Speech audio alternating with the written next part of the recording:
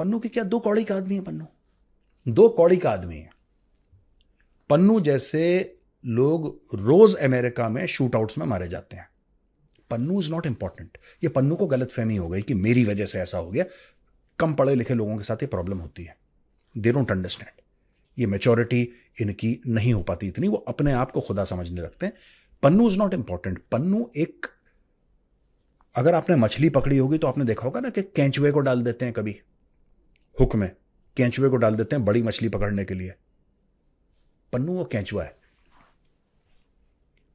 पन्नू वो केंचुआ है। पन्नू एक हुक है, हुक के ऊपर लगा हुआ केंचुआ है, जिससे वो कोशिश कर रहे हैं कि भारत पे प्रेशर पड़ नहीं रहा है। अभी भारत क्या करेगा कि ब्रिक्स का इस्तेमाल करके अमेरिका के ऊपर उल्टा प्रेशर डालेगा। यहां पे बात होगी मल्टीलैटरलिज्म की, यहां पे बात होगी कि क्यों हम एक ही देश को सुपर पावर माने, आओ हम लोग कोलैबोरेट करते हैं, आओ हम लोग कोऑपरेट करते हैं। यहां पे चाइना, अब आप देख लेना, यहां पे चाइना बात करेगा बेल्ट एंड रोड इनिशिएटिव का। चाइना ब्रिक्स की बात क्यों करेगा? क्योंकि चाइनीज का गला सूख रखा है आजकल, इकोनॉमी बहुत बुरे हाल में है चाइना के। और यार आप जितने भी शौक पालो, जितने भी शौक पालो, आपके जो भी लाइफ में शौक हो, राइट, कि मुझे ये करना है, मुझे ये खरीदना है, सारे शौक तब तक ठीक लगते हैं जब तक आप पैसे कमा रहे हैं। जब तक आप खजूर कमा रहे हैं तब तक सारे शौक ठीक लगते हैं। जिस दिन आपके पैसे कम हो गए वही शौक आपको सर पे भारी लगेंगे। तो ये जो शौक पाला ना इसने बेल्ट एंड रोड का, अब इनके लिए बहुत जरूरी है कि लोग इसका हिस्सा बन जाए।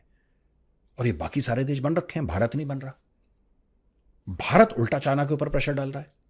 अगर तुम चाहते हो कोऑपरेशन तो ये तुमने जो ड्रामा कर रखा है लाइन ऑफ एक्चुअल कंट्रोल में, खत्म करो इसको, खत्म करो इसको भाई, वरना हमारी फौजें भी खड़ी नहीं है। कमजोर मत समझना, ये 2024 का भारत है, मुंह खोलोगे ठोक देंगे। अब ये सब दोस्तों बातें चल रही हैं और सारे लोग, ये मल्टीपोलर वर्ल्ड बन चुका है एक्चुअली।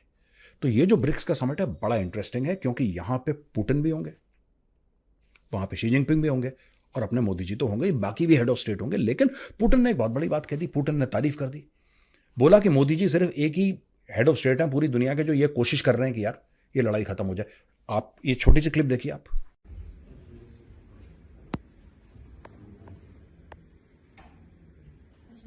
आपने छोटी सी क्लिप देखी दोस्तों, यहां पे डोवाल साहब गए हैं, भारत के नेशनल सिक्योरिटी एडवाइजर हैं अजीत डोवाल साहब।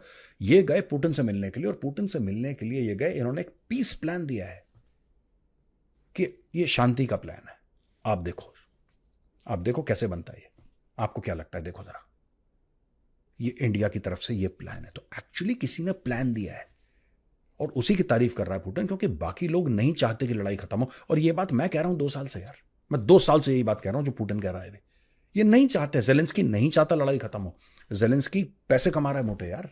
जिस दिन लड़ाई खत्म हो जाएगी जेलेंस्की का बिल्कुल बाजा बच जाएगा। कौन पूछ रहा है? आपने जेलेंस्की का नाम सुना था फरवरी 2022 के पहले? आपने जेलेंस्की का नाम सुना था? आज बच्चा बच्चा जेलेंस्की को जानता है। जेलेंस्की एक नॉर्मल परिवार का है, आज की तारीख में अरबोंपति है, वो डॉलर का अरबोंपति है।